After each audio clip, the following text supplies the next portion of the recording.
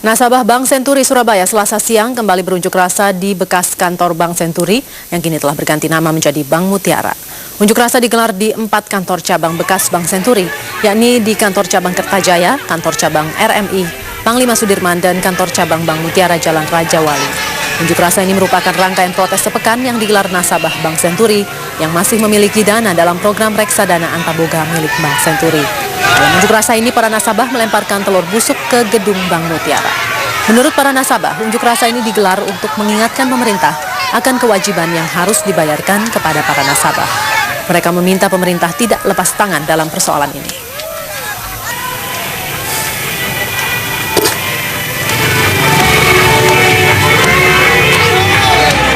Ketua Komisi 3 Benika Harman mengimbau skandal Bank Senturi ditutup jika lembaga penegak hukum tidak menemukan pelanggaran.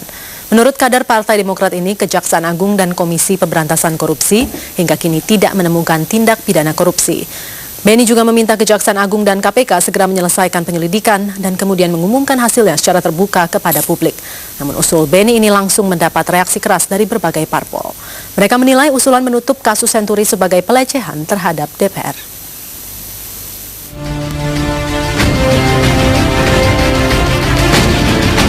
Penyelidikan, KPK juga sedang melakukan penyelidikan.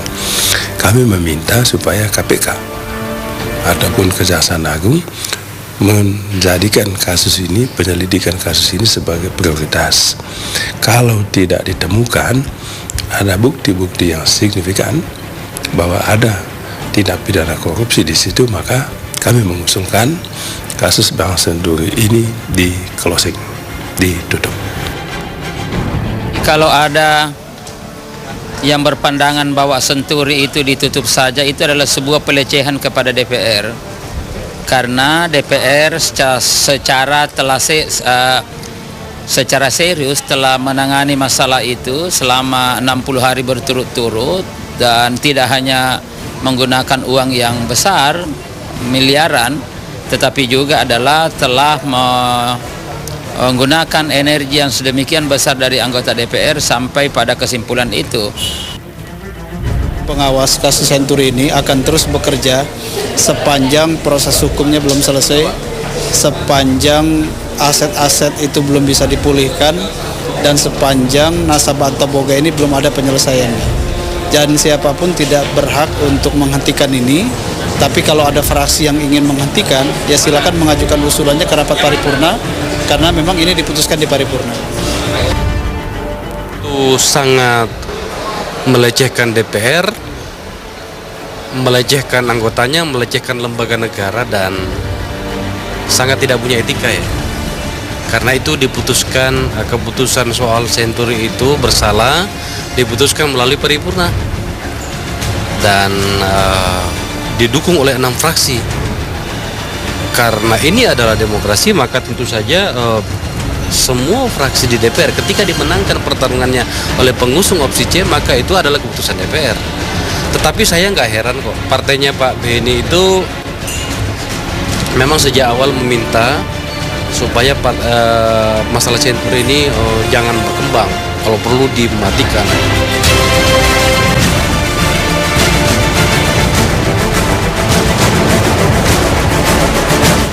Hingga saat ini KPK telah memeriksa hampir 100 saksi terkait kasus dana talangan Bank Senturi. Namun belum satu pun yang dijerat sebagai tersangka karena KPK tidak menemukan bukti apapun tentang tindak pidana korupsi dalam kasus tersebut.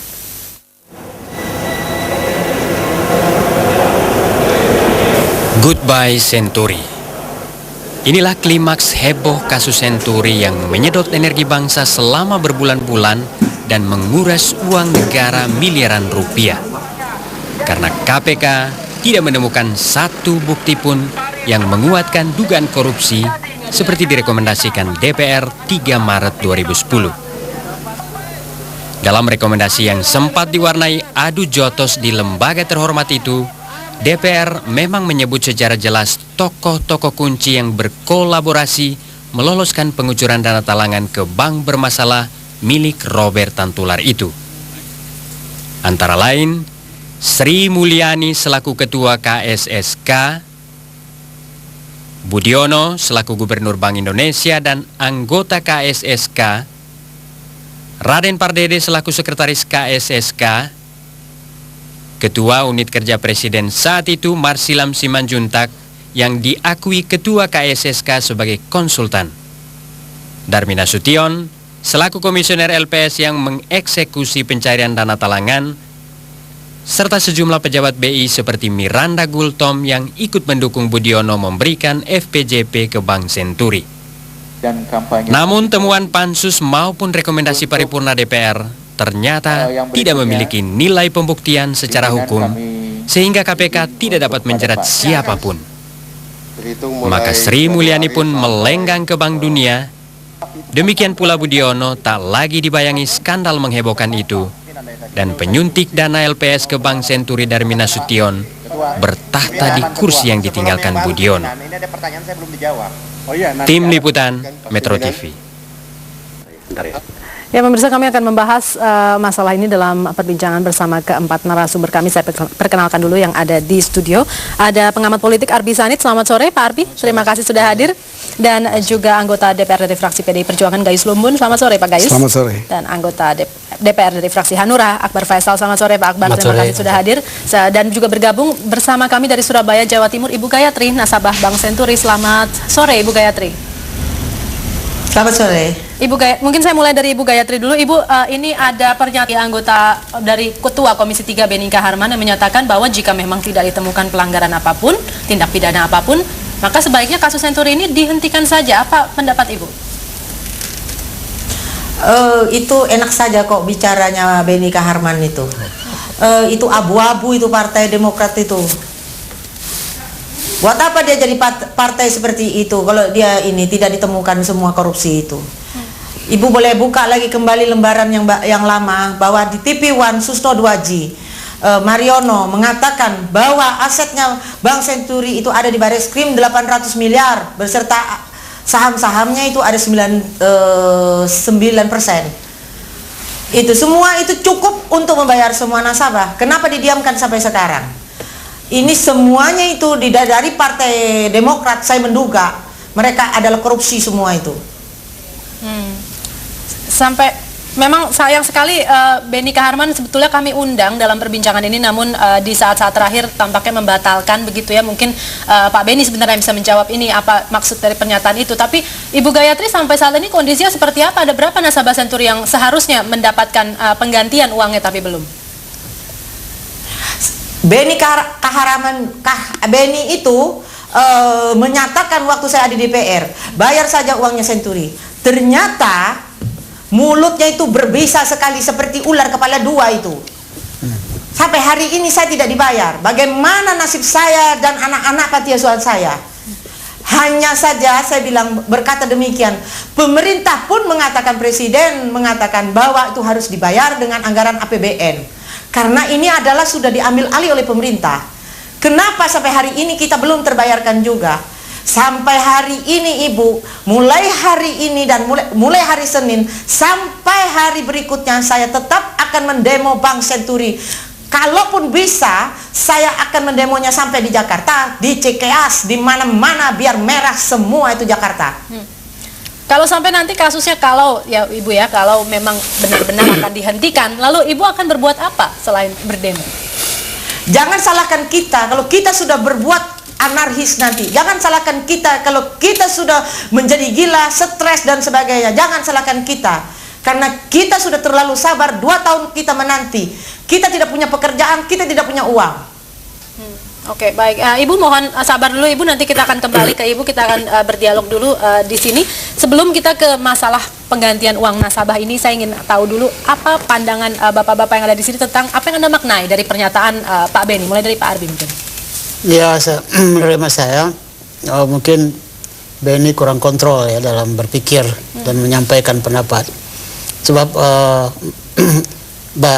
kasus Bank Senturi ini secara politik mungkin bisa dihentikan karena itu tergantung kepada kesepakatan elit, terutama DPR dengan eksekutif. Tetapi kalau soal hukumnya nggak bisa dihentikan, karena itu harus dicari terus. Jadi ya saya pikir kalau Partai Demokrat ingin memang mendapatkan kemenangan di DPR seperti yang sudah diperoleh melalui pemilihan Darmin, ya saya kira dengan sini Partai Demokrat akan menimbulkan masalah baru. Soal selama ini kan masalah itu kan sudah diendapkan, artinya sudah tidak diungkit-ungkit secara resmi kecuali soal pengawasan, ya. Tapi dengan adanya pernyataan ini semua orang menjadi bangkit lagi, ya.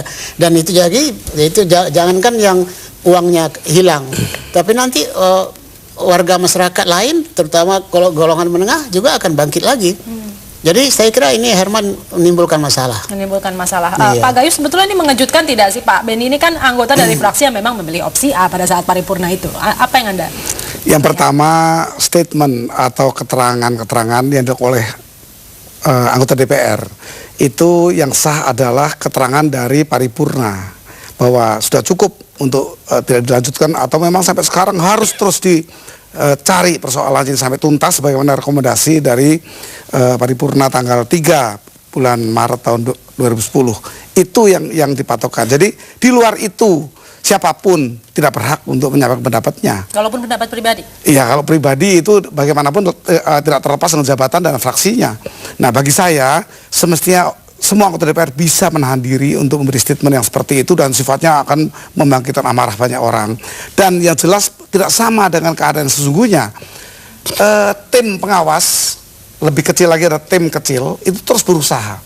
Bahwa ketika lembaga mengatakan tidak atau belum ditemukan indikasi korupsi, belum ditemukan apakah ini uang negara apa tidak, kami siap untuk konfrontasi dan sebuah pertemuan untuk saling membuktikan bahwa ini memang pelanggaran atas kebijakan yang salah dan ini adalah korupsi, kemudian ini adalah uang negara, karena uang yang di LPS itu semua uang negara. Oleh karena itu, dan saksi ahli pun mengatakan demikian, BPK juga menyebut seperti itu. Jadi kalau ada orang yang berlawanan dengan itu, tentunya ini perlu dipertanyakan. Oke. Baik, tadi Pak Idrus Marham mengatakan ini bentuk pelecehan begitu kepada Pak DPR. Saya akan kepada DPR maksud saya akan ke Pak Akbar, tapi kita akan break dulu. Pak Akbar, tahan dulu, kita lanjutkan sesaat lagi. Pemirsa tetaplah bersama kami, Metro Hari ini kembali sesaat lagi.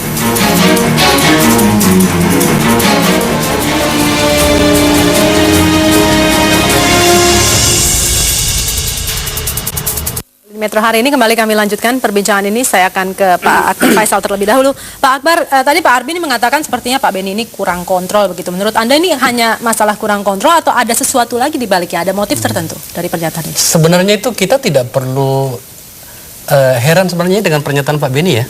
Karena kan memang sejak awal partai mereka tidak menginginkan kasus ini terungkap ya. Jadi wajar saja. Yang mengagetkan kita ini sudah dinyatakan secara terbuka, tidak malu-malu lagi dan menjadi malu-maluin gitu ya, dan tidak punya etika lagi. Kenapa demikian? Karena ini diputuskan oleh paripurna gitu ya. Dan saya tertarik dengan analisa, sorry Prof, saya ambil alih sedikit tadi karena mumpung ini barangkali ingin melanjutkan keberhasilan, dianggap keberhasilan lah ya, ketika mengegolkan apa itu namanya Darmin Nasution sebagai Gubernur BI. Jadi mungkin mereka pengen mendapat poin lagi. Tetapi saya ingin mengatakan gini, sekali lagi saya katakan bahwa kasus ini sudah terlalu besar untuk ditutupin. Apapun caranya, nolak apa segala macam nggak bisa ditutupin gitu. Dan saya rasa siapapun beranggapan sepakat dengan saya bahwa kalau tidak ada penyelesaian ini akan menjadi catatan yang buruk sekali. Bagaimana ceritanya dikatakan bahwa tidak ada pelanggaran di situ? Pada rapat-rapat tim pengawas awal-awal itu data belum diterima oleh KPK, oleh Kejaksaan, Kepolisian. Kepolisian malah lebih parah lagi. Kita dibawain data yang membahas soal opsi A. Padahal kan keputusannya opsi C. Salah tulis. Untungnya saya dapat waktu itu kan ya Prof. Hampir lagi kita nih. Nah, belum dapat apa-apa, tiba-tiba pada rapat berikutnya mengatakan, oh kita tidak temukan apa-apa. Ini nggak benar, berlebihan sekali gitu ya. Nah, maka kemudian kita di tim pengawas, saya dengan Profesor Gayus, itu kemudian kita sepakat bahwa kita akan melakukan semacam uji cek silang. Uji silang. Bagaimana sih caranya DPR menilai kasus ini untuk kemudian menyatakan bahwa ini ada pelanggaran? Kemudian kok tiba-tiba aparat hukum mulai dari KPK, Kejaksaan dan Kepolisian menyatakan tidak ada dalam jangka waktu yang demikian cepat dan datanya juga nggak lengkap banget gitu kan? Nah, satu hal yang paling saya khawatirkan pada pernyataan Pak Beni ini, Mbak Selda, adalah kok saya melihatnya ini semacam sinyal, perintah atau apapun namanya dari dari partai pemerintah. Jangan saya tidak kita saya rasa tidak terlalu berbodoh amat lah ya. Kira-kira bahasanya begitulah. Untuk menangkap sinyal yang dikirim dari sini. Pak Beni Harman itu ketua Komisi 3 loh, yang berhubungan dengan hukum. Dan itu adalah partai pemerintah. Ini kalau mau dikatakan apakah ini ada intervensi, ini jelas kan. Ini jelas ini. Dan kita tidak bisa melihatnya secara sepotong-sepotong. Ini pasti sinyal yang sangat kuat untuk itu. Tapi saya katakan kita tidak bisa melakukan seperti ini. Karena kalau itu terjadi, DPR Masya Allah kita gimana gitu. Sebelum kita lanjutkan, ini ada informasi yang berkaitan dengan pernyataan Anda tadi, Pak Akbar. Pemirsa, benarkah memang Beni Harman hanya menjalankan skenario tertentu? Presiden SBY sendiri telah menyatakan komitmennya untuk mengusut tuntas indikasi penyimpangan dan kejahatan yang merugikan negara dalam skandal Senturi. Namun sejak awal, Presiden bersikeras menyatakan kebijakan tidak bisa dikriminalisasi. Berikut pernyataan SBY sesaat setelah DPR memutuskan opsi C. Meskipun temuan panitia angket adalah kesimpulan politik dan menurut Undang-Undang Nomor 6 Tahun 1954 tentang hak angket, temuan demikian tidak dapat dijadikan alat bukti di depan pengadilan. Kesemuanya perlu ditindaklanjuti sesuai dengan ketentuan yang berlaku dengan tetap menjunjung asas-asas supremasi hukum dan keadilan.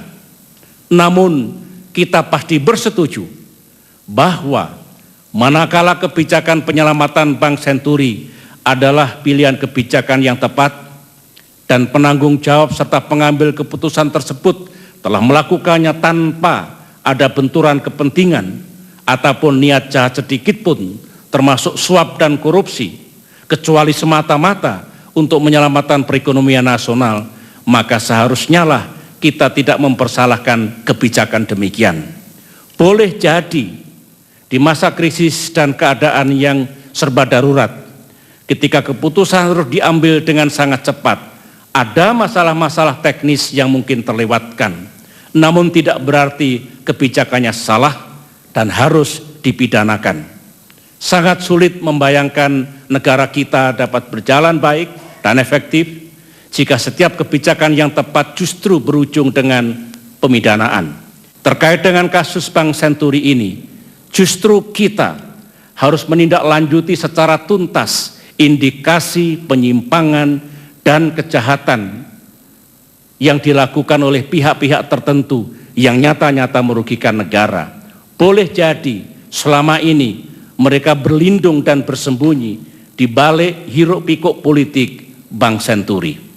Ya, Pak Arbisanit, Anda bagaimana menanggapi pernyataan ini? Pernyataan ini dikeluarkan sesaat setelah paripurna menyatakan memilih opsi C. Apakah memang Presiden sejak awal menilai ini dengan abu-abu begitu sikapnya? Oh iya, kan jawaban Presiden terhadap perintah atau permintaan DPR untuk memecat pejabat-pejabat Wapres atau Budiono dan Sri itu, kan Presiden menjelaskan tentang opsi B, di mana kebijaksanaannya itu benar, tetapi proses aliran dananya salah.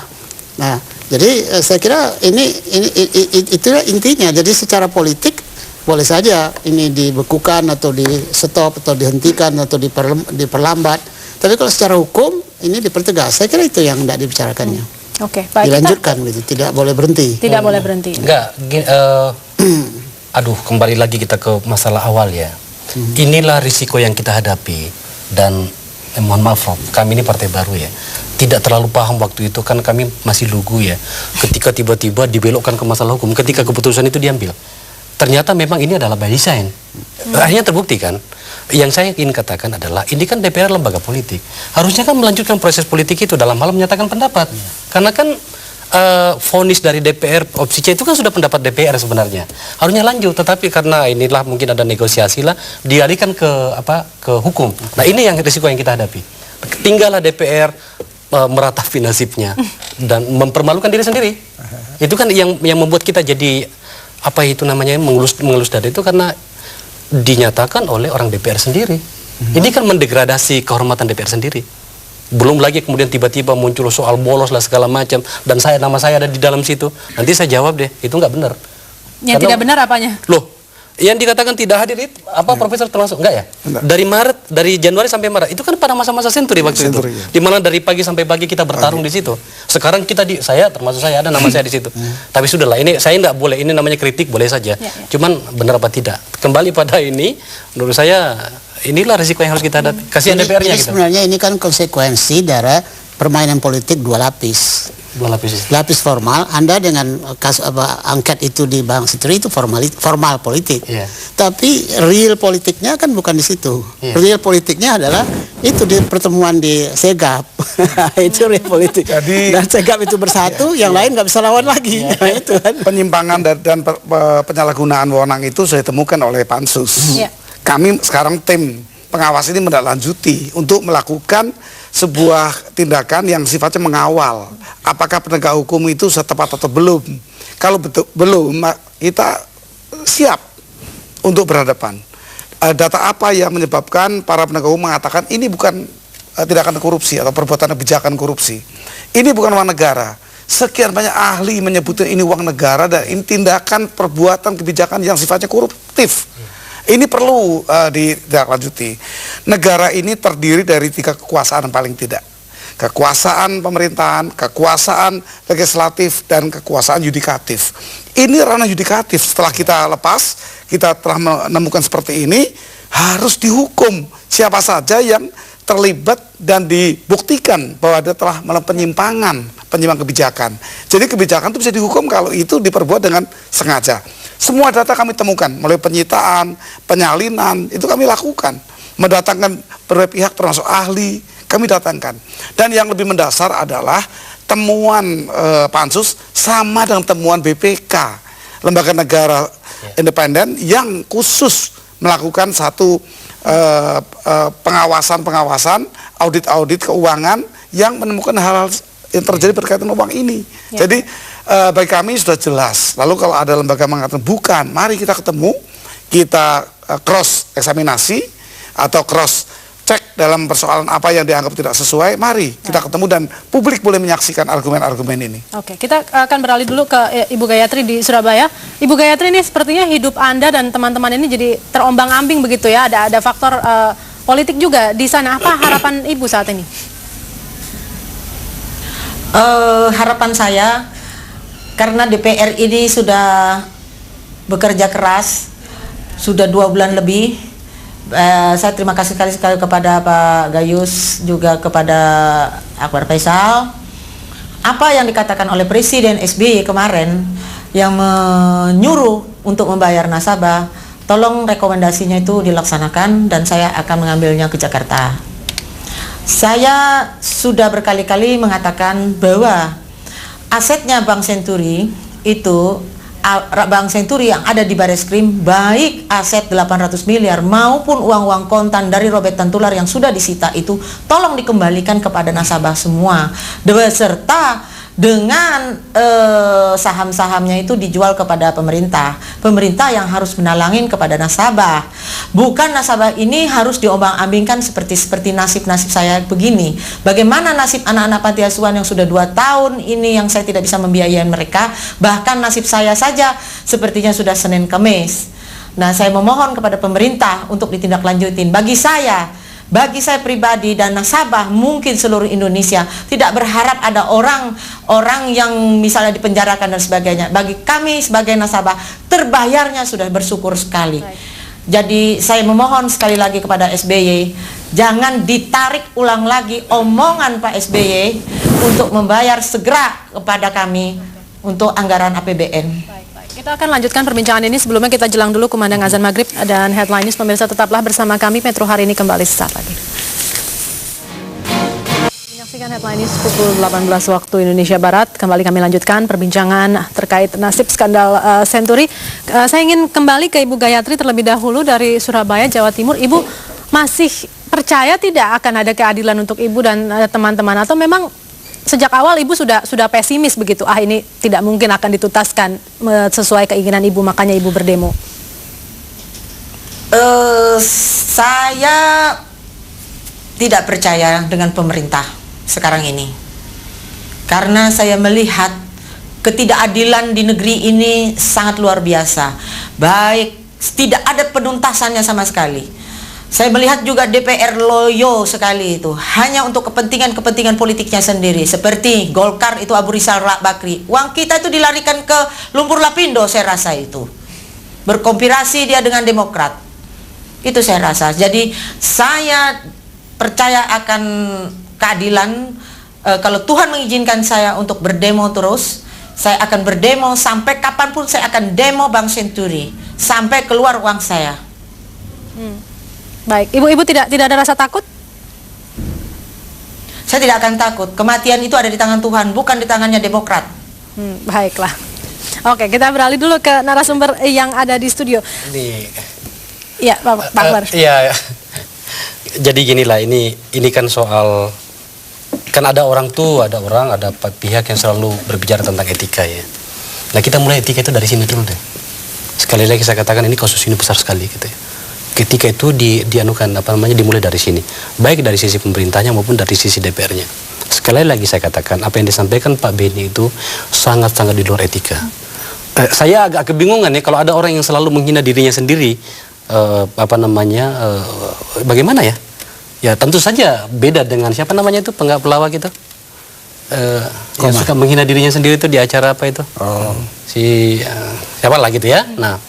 Ini nggak boleh karena ini tukul, ini kan tukul ini kan jadi mirip-mirip dengan tukul kan kalau kayak ini kan suka menghina diri sendiri. Nah masalahnya adalah di belakangnya dia itu ada sebuah lembaga bernama DPR, rakyat itu loh, DPR itu rakyat loh, DPR itu adalah negara, ini dalam kajian konstitusi ya.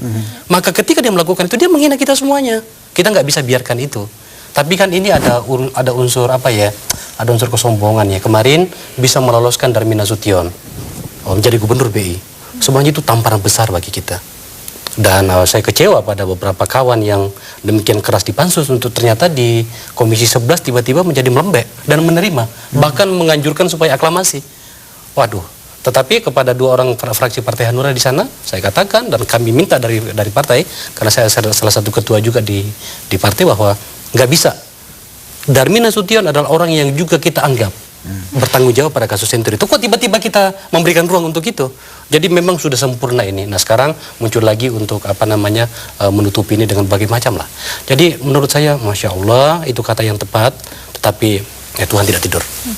Oke, Pak Gayus, memang sebetulnya mekanismenya seperti apa sih kalaupun memang kasus ini dihentikan? Lalu bagaimana dengan nasabah? Iya, kalau kasus dihentikan otomatis seluruh rekomendasi kami menjadi tidak ada. Rekomendasi berkaitan dengan nasabah kan ada pada nomor 5, bahwa DPR meminta kepada pemerintah atau Bank Indonesia untuk segera menyelesaikan permasalahan yang menimpa nasabah Antaboga, Delta Sekuritas atas apa yang mereka derita. Artinya kalau ini dihentikan termasuk poin 5 menjadi berhenti. Yang ini yang kita tidak ingin. Kita ingin mereka itu diperhatikan, yang bersalah tetap bertanggung jawab. Seperti itu negara hukum, negara menghormati hukum yang berlaku dan tidak ditutupi dengan politik. Itu yang saya harapkan. Tapi saya optimis bahwa tim pengawas tetap eksis. Pak Akbar juga ada di sana, saya ada di sana, dan kami terus mendesak setiap kali pertemuan dengan Kapolri, dengan Jaksa Agung, dan dengan pimpinan KPK. Ini yang kita kemukakan. Mari kita bicara yang mana yang tidak memenuhi syarat unsur pembuktiannya terhadap kerugian uang negara. Yang mana? Kami terpenuhi. BPK mengatakan ini jelas sebuah tindakan yang tidak didasarkan kepada yuridis. Itu jelas. Jadi kalau KPK tidak menemukan, apa artinya? Pada awal mereka akan menemukan, mengatakan akan segera ini dapat terungkap. Nah, tapi ternyata ya ini kita mengatakan KPK lemah sekarang ini. Kita mengharapkan agar dalam proses pemilihan pimpinan yang baru ini, ya mudah-mudahan kita bisa mendapatkan keadaan yang lebih baik. KPK yang kembali seperti yang awal dulu, yang harapan masih tinggi kepada KPK. Oke. Pak Arbi, Anda melihat lebih besar peluangnya yang mana? Apakah kasus Senturi ini dituntaskan atau dihentikan di masa depan? Apa itu saya mungkin begitu. Kalau secara hukumnya pasti tidak bisa dihentikan karena banyak orang yang korban. Dan kalau itu dihentikan berarti rakyat dikorbankan, elit diamankan. Nah, jadi ini nggak boleh. Itu etikanya kan tuh. Mestinya ada keseimbangan antara kepentingan elit dan kepentingan rakyat, sama-sama dapat. Jangan hanya elit dapat, rakyatnya nggak dapat. Nah, dalam kasus ini orang-orang yang kehilangan uang ini, kalau ini ditutup secara hukum, ya mereka akan korban. Saya kira nggak pantas itu dilakukan. Jadi harus berani mengambil kebijaksanaan di mana dana negara itu juga dilimpahkan kepada mereka, apapun persoalan hukumnya nggak jelasnya kan, karena orang ini kan dituduh karena dia tidak langsung jadi nasabah. Ya. Jadi karena dia masuk melalui suatu pintu gelap ya. Tetapi bagaimanapun kaitannya kan jelas sekali dan itu macam-macam bisa dibuktikan secara hukum. Oleh karena itu saya kira mereka ini harus diselamatkan. Ya, Bank Senturi yang berkaitan kemudian dengan terselubungnya sebuah PT yang bernama Antaboga Delta Sekuritas yang mengorbankan pihak nasabah itu tidak bisa terjadi kalau tidak kebijakan yang dibuat secara salah. Ini jelas keterkaitan. Berbagai teori hukum menyebutkan itu ada sebab akibat. Tidak mungkin tiba-tiba bisa terjadi kejahatan perbankan kalau tidak ada kesalahan kebijakan yang memberikan kesempatan. Itu jelas dengan satu faktor saja sudah dapat diungkapkan ini kejahatan kebijakan yang menimbulkan keuangan negara dan masyarakat yang dinikmati oleh dirinya atau orang lain. Ini orang lain banyak. Ada keluarga Tantular dan ada 2 orang asing, Rafat dan Hisam. Ini jelas perbuatan apa yang di luar korupsi kalau di uang negara dengan jabatan orang yang memegang kebijakan tadi secara salah itu seunsur-unsur pidana korupsi. Saya ada juga satu hal yang harus saya sampaikan di sini. Kalau memang ternyata kemudian karena kekuatan politik itu kemudian bersepakat untuk ini ditutup, sangat menakutkan dalam kajian ketatanegaraan. Apa itu? Berarti DPR adalah berbohong dan BPR tidak bisa dipercaya lagi, maka harus dibubarkan. Satu. Yang kedua, BPK. Padahal 2 ini adalah tercantum dalam lembaran negara dan sebagai lembaga negara. Kalau ini yang terjadi kayak apa kita ini? Ini tidak sederhana bagi saya. Jadi saya respect sama apa yang dikatakan Pak Arbi tadi mengatakan jangan sampai kepentingan elit terpenuhi dan kemudian ada yang terpinggirkan, apakah itu nasabah dan lebih besar lagi ketatanegaraan kita. Sebagai seorang pakar saya rasa kita bersepakat di situ Pak Arbi ya, bahwa ini nggak bisa kita lakukan. Sangat-sangat memalukan. Oke, saya ingin ke Bu Gayatri untuk pertanyaan terakhir. Ibu Gayatri, jadi apa rencana Anda untuk selanjutnya? Anda masih akan tetap berdemo? Rencana saya tetap mendemo Bank Senturi selama saya mampu.